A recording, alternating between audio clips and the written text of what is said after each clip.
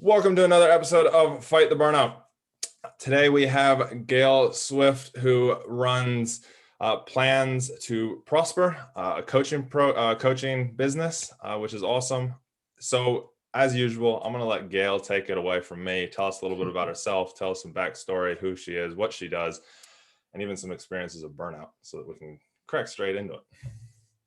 That's awesome, Chris. Thank you so much. I thank you for having me on as a guest. I appreciate that a lot. And we were talking earlier about burnout, and I can very clearly remember probably my most burned out was December 13th of 2003. And I was working at an NBC affiliate television station, and my grandma died and my dog died. And then I was asked by the general manager to perform a task the following year that would put me in a position of having to lie to my clients to get the job done. And I said that I know what I need to do. And I went home and I wrote my resignation letter. I was making 3 times as much as my husband at the time. So we had to make a complete lifestyle change. Obviously, after I left that job and my dog died and my grandma died, I had pneumonia. I was completely run down and I was flat out for 2 weeks. Wow. And I just didn't, like you said, you can't move. You just don't do anything. And so that was a very vivid memory of burnout for me. Wow. Yeah. That for me, that's yeah, I guess that is taking it to the extremes, isn't it? Yeah. So first let's go into your definition of burnout for you, because I know everybody kind of interprets it and has it a different way. And you asked me what mine was before we actually started recording and everything. But tell us what your definition of burnout is. And then I want to ask you a couple questions about your experience with burnout. My definition of burnout, Chris, is when an individual, myself, goes against their natural grain of working for an extended period of time. Yeah, no, I like that definition. So it goes against the grain of perfect. So obviously that tees up with you getting told to do something and lie to clients. And then I know there's so many people out there that they go, oh, I'm making whatever you were making. You're making 3 times what your husband was. Your whole life had to shift in that by resigning. But there's a lot of people out there that'll just be like, oh, I'll just suck it up and I'll go through the grind and it'll just be this one time. What was it that was like, I'm not doing this and I'm stepping out? Was there other things that led up to that, or was it just kind of all of a sudden it was there? No, really good point. It took about 2.5 years of that leading up to it. And actually, it came in an email. It came in the form of an email that my friend sent me. And it was a very long email. And she said, Gail, read this when you have some time. And it was about a man who left his big position and took up a profession. And he had 2 things that I didn't have. He had joy and he had peace. And I thought, wow, I want those things. And what he was doing, I would not do, but I wanted those 2 things so badly. And in the email, basically, this was a grooming period, Chris, for like 2.5 years. So I'd been groomed, like I was working up to this point. So in the email, there was literally where I got the title for my company. It was a verse. It was Jeremiah 29:11, for I know the plans I have for you, plans to prosper you. And so from that email, I then went into my manager's office and he told me what had to happen. And so from that email, I trusted that things would work out. I had no idea how. So I knew the essence, but not the form. I knew what I wanted, but I did not know how to get there. I knew what I wanted, but I didn't know how to get there. And for me, I trusted and took a leap and it all worked out. But I was super scared and people thought I was nuts because I wasn't pregnant. I didn't have another job lined up. And they're like, what are you doing? Like, how could you do that? And everyone thought I was just crazy, but I was so stressed out. I couldn't do it anymore. Yeah. Yeah. And as you said afterwards, which is a common factor once somebody actually slows down and stops, you ended up with pneumonia. You got really sick. You were laid out for 2 weeks. So you got laid out for 2 weeks. How'd you pick yourself back up and go, okay, I'm going to be happy and have joy And the joy and peace. yeah. So it was funny because I kind of felt like I had a ticket, like a blank ticket, and I picked vegetables on a farm. I read The Purpose Driven Life. I worked at a women's shelter, and I just took some time, and I'm so appreciative that I had that time. And amazingly, again, Chris, this seems like it's the beginning of just a very long journey. Yep. It doesn't happen quickly at all. And as a matter of fact, what I'm doing now, I've known about since 1991. And when I quit in 2003, I didn't become legal to do what I am doing now until 2016. So that's quite a bit of time. Yeah. And I was a server. So I went from being the national sales manager to having babies and slinging hash, being a server, which was fantastic at the time and just what I needed. But people are like, they asked me, Gail, don't they know what you did? Do they know who you were? Yeah. Like it didn't matter. So I'm curious. So you go from the national sales manager to obviously, server. server. In some eyes, a massive step back, but for you, it brought joy and peace to you. How did you, because I know there's so many people would be like, no, there's no way I couldn't do that, because I know, like, from my experience being in police, I know so many cops that are so tied up in their identity and they're like, I want to get out, but I don't know what I do or how I do it. And I can't take a pay cut, even though, as a police officer, you're not making very much anyways. How'd you counter that? So this is going to dovetail into what I do. Perfect. Okay. My answer is going to dovetail into what I do. So I started, and honestly, my kids had a huge role in it, because when I had the kids, I had them and they were young, I would just observe how they were. And I would observe. And as a mom, I would suggest things as parents do. And kids will sometimes do it, and obviously sometimes not do it. But when I didn't make a suggestion and I observed, Chris, they did things totally differently than I did them, like radically differently. And I thought, gosh, you know what? They are human beings at 2 and 4. They have ways of doing things. I know my way of doing things. And so I resurrected my paperwork from 1991 that showed how I worked, and I knew how I worked. And so I said, you know what? I want to get my kids tested to see how they work so I can go with their grain instead of against it, which is what causes stress.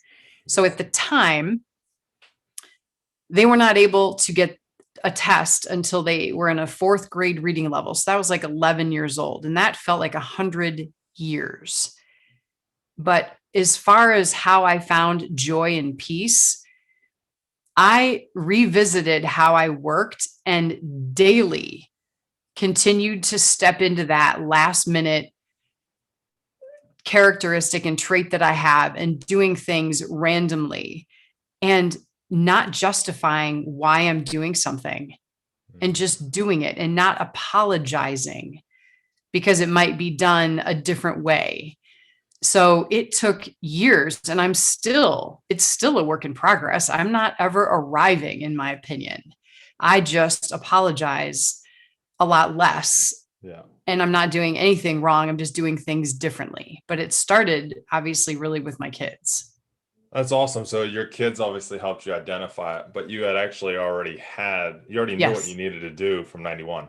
Yes. Yeah. So you just went back to what you knew and implemented it and constantly work on making sure you're not apologizing for it. Right. And just I do things and I do them well, and I'm focused and I have peace about it. And even now, when I get super overwhelmed with things, or there's too many things going on and I am not able to focus, I will watch a movie in the middle of the day to shut my brain off.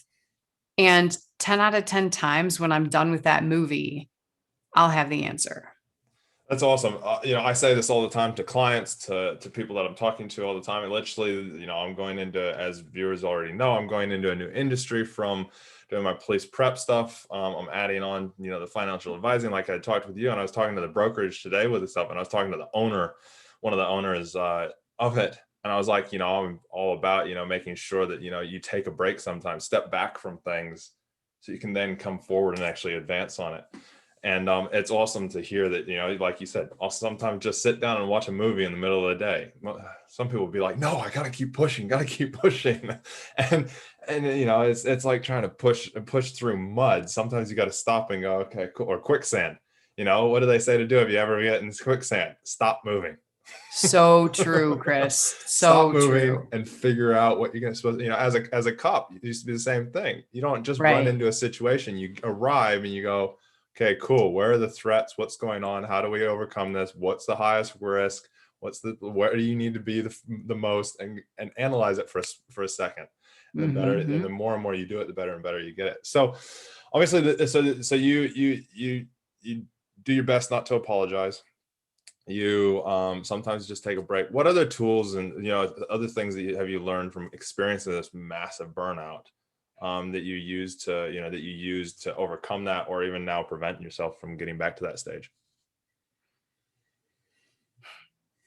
I know this dovetails into what you just said. It piggybacks on it nicely, I should say. The less I call it like a gerbil, like you're like the less scrambling or, scurrying I do, the more productive I am. Yep. Hands down. So I take time. I take a lot of time, and my work needs my attention, and I'm best in the morning. I'm best for 4 hours. I can go and get a lot done very fast, and I stop. And I don't take on any other voices of thinking that I should do this or what I'm doing is not right, because it is completely working for me. And my work is super niched. So it's a small, very small amount of people that would be able to take advantage of it. And that road is small, Chris, but it's specific, and it's better for me. That's awesome. It's better. Yeah. So I would say the small road is what helps me. The small road. No, I like that. Really get focused on you, on what you need and want, not what everybody else says that you should have and want. Right. Exactly. Yes, you're right. So what do you do to help prevent those voices from coming in? Because I know so many people, especially when you're in that burned out stage, it's even worse, I feel. It's all those voices and all those opinions and going, oh, but this person says this and this says this. How do you filter all of that out and know exactly what you want? So one of my biggest reason for doing what I'm doing is my belief and passion that every single person on the planet has a specific way they solve problems and a pattern of taking action to solve a problem when they have the motivation to do so. Yeah. So when they're on the couch and they're burned out, they don't have the motivation to do so. So sit there as long as you need to and don't judge your time. Sit there as long as you need to. For me, it was 2 weeks to a month. And I didn't even have the capacity to judge it, let alone try and get up off the couch. But when I was through with it, without judging, I just moved forward slowly, Yeah. and I moved my way. And I sometimes could only do that for 5 minutes. Mm. And when I got okay with the 5 minutes, then I would just increase the time slowly, like day by day. All right. So, and what do you like? I know, because I know that it kind of leads into, like, for me, obviously, we talked about this before we started the recording, and that when I feel burned out, it's almost like a state of depression. Like, I constantly, Mm-hmm. I say, yeah, I was burned out. I had PTSD, which caused depression, anxiety, and the burnout. Um, with those that are, say, you said it was 2 4 weeks, it was a long period of time that you felt like you just couldn't do anything, and that was 5 minutes and here and there. Mm-hmm. What do you say to those, the family members, like your husband, and that are sitting there going, but they're worried that you're going to be there for a year, 2 3 years. How do you I guess, So for me, like yeah, I think you know what I'm trying to say. I do. So for me, I'm working with a 20-year-old guy right now who is burned out, and he's been depressed for the last year and a half. Yeah. And so I don't try and do anything differently. I don't try and encourage him to move or be anything differently than the way he is.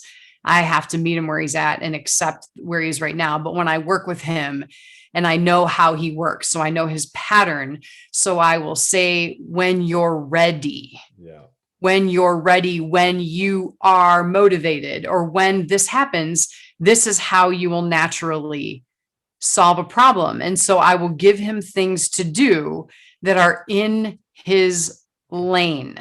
Gotcha. Yeah. So I know how he works, and I'll give him things to do when they're in his lane. And so I also know the questions to ask him to kind of spark a flame under him a little bit and encourage him, because I know how he works.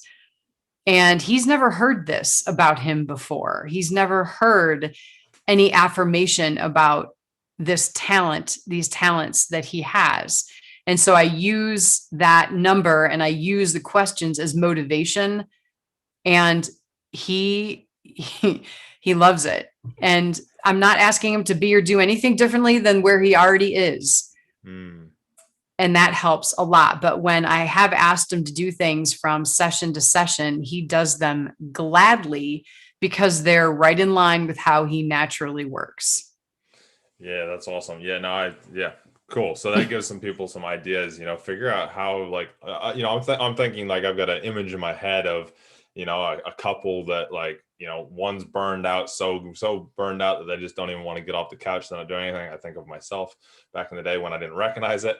And then you have the partner going, they're burned out, they won't listen to anything that I'm saying, well, all this different stuff. So the key is really, I mean, especially if you've been with somebody for a long time, you'll have an idea of how they work. um and so, yeah, that's awesome to figure out how that they work and help them along, that kind of thing. Don't tell them what to do, but to give them ideas of what they could do with the ways that they work.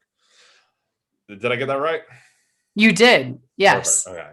I like to Yes. think things out loud. You um totally did. so okay, so on that, you believe that everybody's got a pathway, a road, a narrow road of things, the way that they work, in that I think everybody's got a why. I think everybody's got a why of why they do things.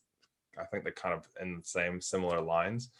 Um, I recognized this after I left the police and I was doing some work on myself, and I was like, oh my God, and did this exercise where you kind of dig layers into yourself on why you want to be successful and why it's important. And you just keep going deeper and deeper until you kind of recognize, and you'll recognize that it actually stems from experiences when you're a child, very young toddler. But it keeps you going through those easy times, and during the hard times, it's the things to focus on and to keep you going.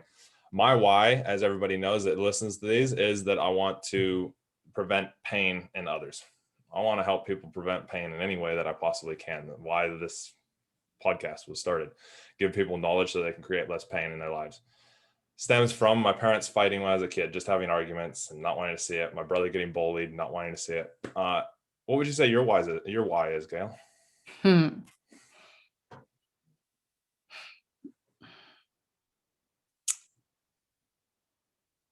When I was in school when I was young, and I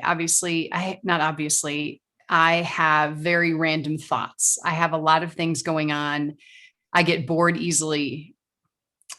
Probably a modern day. I had Tourette. I was diagnosed with Tourette syndrome when I was 5. So that would be like a modern day ADD, ADHD. I was put on Halidol and dopamine from when I was 5 until when I was 10 years old. That was, I work with the cognitive part of the mind. So how I work naturally is I need a lot of things going on. I need to brainstorm. I need to verbalize how things are going to potentially look before I land on something that I'm going to actually do. But then also cognitively, I had Tourette syndrome.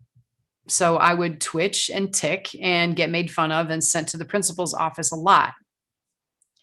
And so it wasn't easy for me in school. My grades weren't good. The behavior that I had wasn't reinforced. It wasn't like, oh, do more of that, Gail, switch gears 10 times more at all. And so it came to a head when I was 15, and I overdosed on the very medicine that was given to me to calm me down.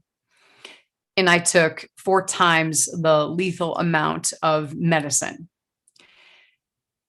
And I took the medicine because I was obviously not believing or thinking I could go on for 5 more minutes. That was my first real bout of depression, is when I was 15. So I remember looking at the watch, kind of 5-minute increments to literally my life. I wound up taking 4 times the lethal amount of medicine. And if I would have known how I worked, Chris, like, would that have saved my life? Well, I guess I wouldn't have had to search outside of me for the greatness that was already in me. I would have known that my potential is amazing and the way that I'm wired is perfect. So that's my why. And that's why I work with young people, for that very reason. I love it. I love it. That is awesome. You're doing amazing stuff. From just the short talk that we've had, it's like, wow, like I'm inspired. So, if somebody's struggling to find their why, then I think this kind of leads a little bit into what you do. But if somebody's is struggling to find their why, or, you can call it your purpose, but I like to call it your why. It's why you do stuff. And, you ask yourself, why am I doing this? What advice would you have for them to help them kind of try and figure out why they're put on this planet, or why, why they're meant to be doing what they're doing, whether it be, slinging tables, or whether it be, the CEO of IBM, what would you say to them to figure that why out? This is hitting so close to home. This is happening. It's happening with my husband. It's happening with my husband. And everyone has a reason. Everyone has a purpose. You and I both believe that. I believe that wholeheartedly. I just think it gets covered up with a lot of crap. I think that I call it crust. I think it's a lot of crust that gets put over, a lot of should've, would'ves, could'ves, a lot of voices that aren't yours, that have taken the place of yours. They're louder than yours, and they've infiltrated you. So to get rid of the crust and to get deep and to find out what trips your trigger, you're right. You need to go back. You need to go way back, even when you're 5, 6, 7, 8 years old. What brought you joy? I don't care how ridiculous it was to take your allowance, go buy a bunch of candy at the gas station and sit on the steps and eat it all. Be a kid again. Be a kid again and take some chances and figure it out, but it takes time. And I also recognize that people get frustrated because it's so hard to do that. Yeah. And it is hard. But as I've said to my husband, what's your hurry? I mean, what's the rush? Take the time. Yeah. We'll figure it out. I mean, and it's his journey. It's his journey. It's not my journey. And I can't make him take that time, but I can check in. Yeah. And I can say, remember when you had so much joy when this happened? Remember the light in your eyes, how bright it got when Mm. you spoke to this group of people? I do, because I saw it. And reminding the ones you love about times when they were joyful that they may have forgotten, it helps. Yeah, no, I definitely agree with that one. It's an interesting thing, that one, because it's not even interesting. It's just so true. Because when we do, like, sometimes I tell my clients and I tell my friends and people that I meet, I go be the toddler teenager self that you once were. What's wrong with doing it again? I'm like, for me, for example, when I was at my darkest, the counselor was saying, Chris, you need a break. You need to take a break to fill your cup back up, fill your tank back up. And so my initial thing was, I want to go work on super yachts. My favorite time of my childhood that I can remember is sailing around the world, working, sailing on our 40-foot catamaran through the Pacific, and all the fun times and things I learned.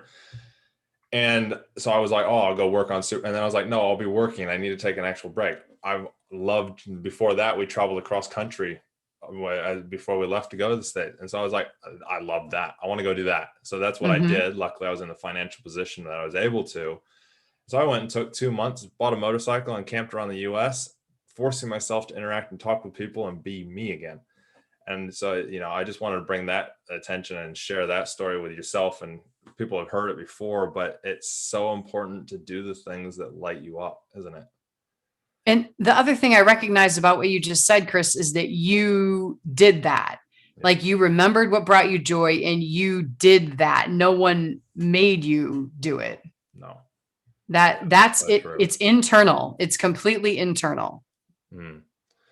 Yeah, I have a process for finding the why, not so much the joy, but the why of why you Mhm. do things. Like I recognize now my why of wanting to create less pain is the reason that I would, the way I was in high school, I had all the people around, normally not high school and grade school. There was normally, you have those groups, the popular kids, the medium kids, and then the non-popular, as the groups get kind of called. And in our grade school, in our group, our class, it was some popular kids and then everybody else. And I left the next year to go sail around the world and left the US. And a friend of mine then was like, Chris, everything's broken apart since you left. You were holding it all together. I was like, really? I was. But then also, it's the same thing when I joined the police. I saw a train crash, a passenger versus commercial train, or freight train. 23 Hmm. people passed away in LA. And I saw that on the news. And I was like, oh my God, I want to be down there creating less pain. And at the time, I was on the fence about becoming a cop in that. And I was like, no, I see the cops down there. I want to be doing that. And so I recognized all of that. And when I recognized that you can actually dig back into that, and it's difficult to do on your own sometimes, but you can get layers into it. But you just literally are asking yourself why it's important to be joyful, to have fun, to Mhm. whatever it is on that surface level. And then you just keep asking yourself why it's important. And about level 4, going down through it, you start to have to go back to your childhood and recognize some of the painful or some of the happy times, uh, so that you can then recognize, hey, this is why I do everything I do. But it's also the time, it's when I'm actually serving that, I Mhm. create so much joy. I Mhm. create so much happiness in my life because that's what I'm focused on doing. Like, I'm focused on serving people and Mhm. creating less pain in people's lives. And it's my most joyful time. So if I look back to my motorcycle trip, when I was at my most joyful was when I was hanging out with other people. We're creating happiness, we're creating memories, we're creating excitement, and not pain. Mhm. And so Mhm. yeah, it's an interesting thing, when you go and you look back at your past and you go, okay, what makes me tick? Right. And the other amazing thing is obviously you had to deal with the pain to get to where you are now. Yeah, exactly. And so did Yeah. you as well. Like, you had to go Right. through some tremendous pain as a Yes. teenager, as a kid, and then also as an adult, to figure out, oh my God, actually, this is where I need to be. This is what I want to be doing. And accepting also that shit, it might change. Yes. Yes. Yes. Exactly. Yes. Very So pliable. yeah, well, Yes. it's constantly pliable. It's constantly shifting and moving, and what you're doing does not identify who you are. But when you know what makes you tick or why you Yes. do what you do, Yep. you can then go, "Hey, this doesn't make me tick anymore. Where's something else that does? Oh, cool, Right. that one. Right. Yeah. And it's okay to switch gears. Yes. Whether it be the national sales manager and be at the very top, or whether it be waiting tables and, or hell, being the rubbish, the garbage truck Right. driver. Right. Whatever makes you tick, as long as you just, you keep focusing on what you need. So what would be your number one piece of advice for people that are struggling? Let's go with that one. That are struggling For people that are in their industry, that are struggling, I'm just going to say struggling. I'm going to open it up to a broad question. Struggling. All right. Struggling. Okay. You got to be a little more specific. Okay. I'll be a little, my bad. I apologize. What would be your number one piece of advice for listeners when it comes to say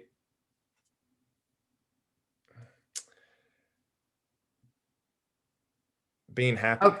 Okay. Totally get it. So totally get it.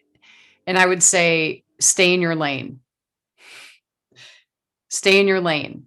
Find your lane, stay in your lane. And if you need help that you are not naturally available to give, outsource it.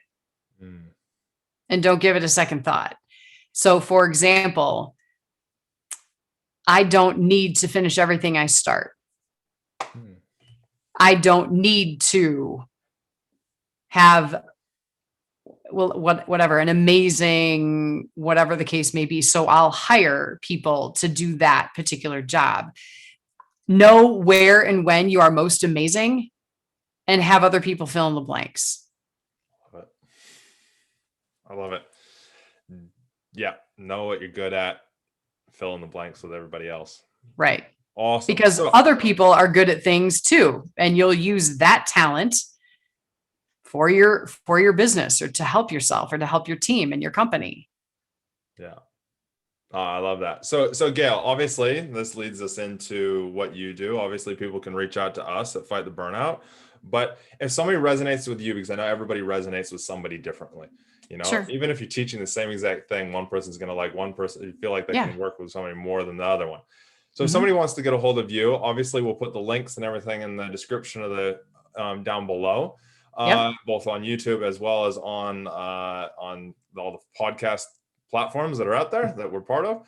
How do they get in touch with you? I work best by phone. Cool. Or WhatsApp if you're in another country, and email secondly. Sweet. But if you're more comfortable with an email, then send an email first. Some people are, which is totally fine. I love the phone. So I give my cell phone number out to everyone. Sweet. Awesome. So yes. we'll put that down there. What was it? Just so if people are driving or they're listening, the WhatsApp or phone numbers, it's a US number. So if you're somewhere else in the country, there's somewhere else in the world, it's 001 or +1. Then it's 608-833-5482. Correct. Or it's Gail at plansToProsperCoaching.com. Yes. We'll put those links in there. I'll also put your website in there as well. So thank you, Chris. Everybody can click on that and go have a look. It's a really cool website as well. If you haven't had it, for those that haven't looked at it that are listening. Thank you. So we've kind of discussed everything. Do you have anything else that you want to add, Gail? No, I would just say, keep doing what you're doing. You got a good thing going here, and it's needed. So keep pouring into people and shining the light. I appreciate that you're doing that, Chris. Awesome. Thanks, Gail. I appreciate it. And keep doing what you're doing as well. I love the direction and the honed in. Real quick, actually, I do have one more question. You said you're really, really honed in on your niche, and it's really specific people or that you work with. Who are those that people kind of have an idea? Obviously, they can still get in touch with you if they just want to ask you questions or, kind of touch base with you around what they've heard today. But for those that actually are like, oh, maybe I want to actually work with Gail, who is it that you is your audience? Right. So as you and I are both aware, we have gone through changes in our lives in the later years. Yeah. As opposed to the former years. And so I work with young people around the age of 15 years old who are interested in knowing their pattern and then their ideal career. Cool. And that is guaranteed. That is guaranteed.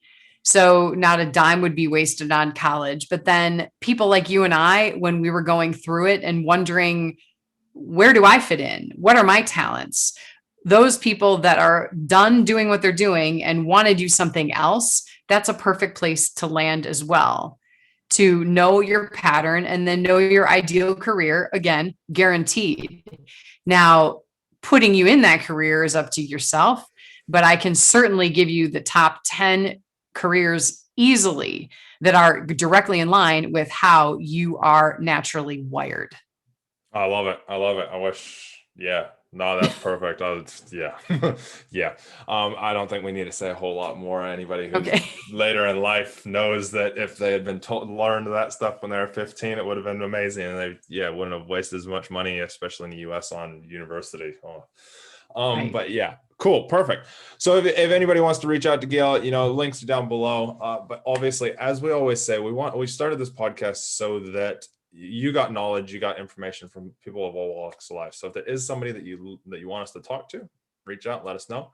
But also if you want any help from myself, just send us an email at fighttheburnoutpodcast@gmail.com. Pretty straightforward, simple. We don't have any website or anything at the moment for it. But our motto is always train hard, test easy. And I started that up after I left the police because we've got to train our mind and our bodies constantly because we're always being tested. And so this is why we get all sorts of different people that do different things, coaches, business people, literally nurses, doctors, police, anybody who wants to tell us their story will listen, so that you can get the knowledge and learn from others' mistakes as such, or learning experiences. So till next time, remember, hit that like, subscribe buttons, share this message, this episode out to anybody that you believe would get something out of it. And until next time, we'll talk to you very soon. And we love you all. Thanks for listening. Bye.